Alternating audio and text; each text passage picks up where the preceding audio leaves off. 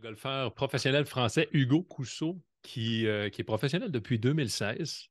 Peut-être certains d'entre vous se demandent, bon, pourquoi un Français à l'émission au 19e? Hugo a peut-être un peu plus de racines québécoises que vous le croyez, pas nécessairement au niveau de sa famille, mais il a étudié à l'Université Laval. Bientôt gradué de, je pense, une décennie, bientôt 10 ans. Comment tu vas, Hugo?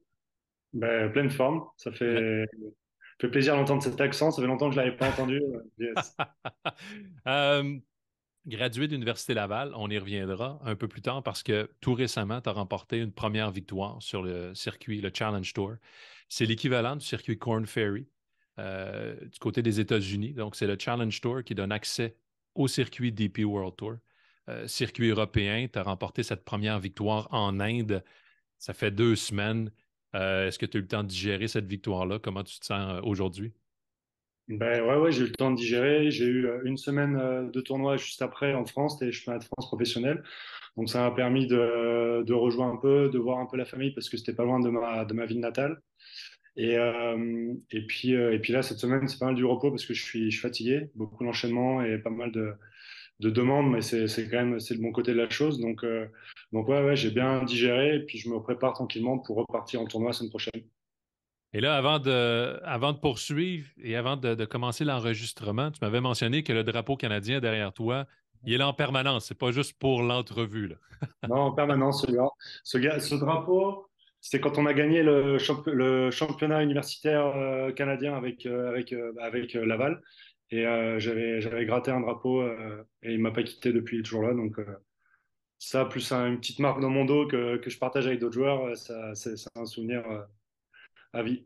Ouais, ben, justement, pourquoi? Il y en a qui vont se demander pourquoi l'Université Laval, pourquoi le Québec pour les études. J'imagine la langue, d'abord et avant tout. Ouais, bah moi en fait après mon baccalauréat donc nous c'est un peu c'est le lycée là, c'est le secondaire pour vous, je savais pas trop quoi faire et j'ai des potes français qui étaient déjà partis à l'université et qui arrivaient à lier finalement les études et le golf. Et moi j'aimais bien le golf, bon les études pas trop, mais je me suis dit bon bah pourquoi pas partir là-bas. Et j'ai rejoint un super pote Stan Caturla et voilà, et j'ai fait 3 ans et demi. Tout à l'heure, tu as dit que j'avais gradué, mais j'ai pas gradué parce que Oh! j'ai arrêté avant, en fait. Ouais, j'ai pas de diplôme, moi, comme toi, accroché dans mon bureau. Non, j'ai arrêté avant. Mais bon, ça m'a permis de passer 3 ans et demi fabuleuses parce que j'ai super bien évolué dans mon golf grâce en partie à Mathieu Paradis. J'ai rencontré des super mecs, plein de copains là-bas. Et ouais, ça fait partie de mon évolution golfique, c'est sûr. Euh, mais bon, voilà, c'était ouais, les États-Unis, ça me paraissait loin, compliqué, je savais pas, alors que le Canada, c'était quand même plus accessible. Le Québec, on parle français. C'était une super expérience. Qu'est-ce qui te manque le plus du Québec? Ce qui me manque, c'est la vie universitaire. C'était ma dernière session, mes 2 journées de cours lundi, mardi, et puis le week-end le mardi soir. Et après, voilà, de passer du temps dans les bars et tout, mais ça peut pas faire une vie, ça, c'est pas possible.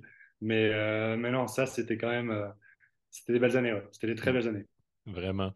Euh, Ta victoire en Inde, pour revenir un peu sur ton jeu, euh, elle était à l'horizon parce que depuis le début de la saison, on la voyait se profiler à l'horizon parce que des top 25 depuis le début.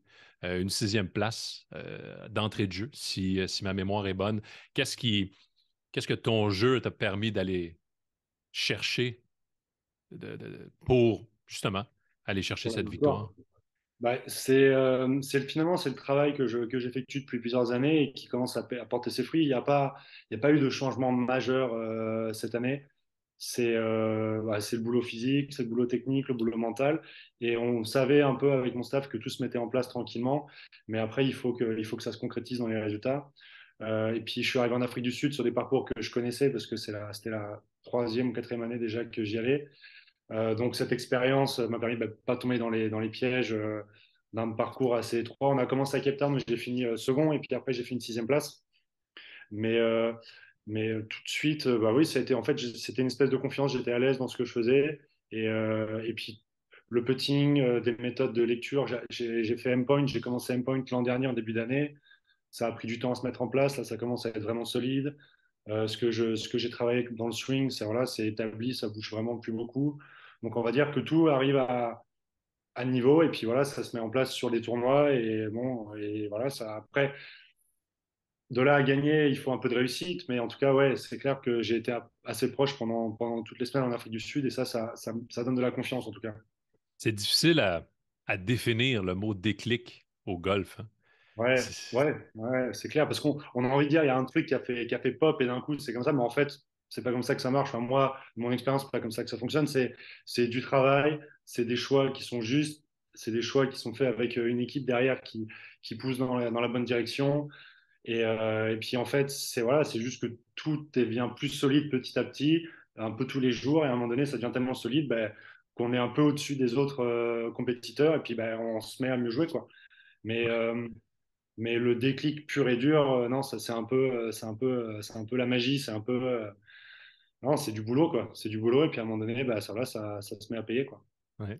Il reste encore, on est très tôt dans la saison du Challenge Tour. Il reste Ouais. plus d'une vingtaine de tournois. Il y a la gestion d'énergie, mais j'imagine avec une victoire rapide en début de saison, il y a la gestion des attentes aussi, ou je me trompe? Ouais, tout à fait, tout à fait. Non, là, on a un peu revu les objectifs parce que forcément, c'était de faire le top 20, top 10, mais maintenant, vu que je suis premier avec pas mal de points d'avance, ça va être d'essayer de finir le plus haut possible dans le ranking parce que plus tu finis haut, plus tu as une bonne catégorie l'année suivante, donc tu rentres dans les gros tournois, les Rolex, etc., où il y a vraiment des gros points et la saison est plus facile si tu joues bien, forcément. Mais, euh, Mais ouais, va falloir gérer. Après, tout est plus simple parce que j'ai des points.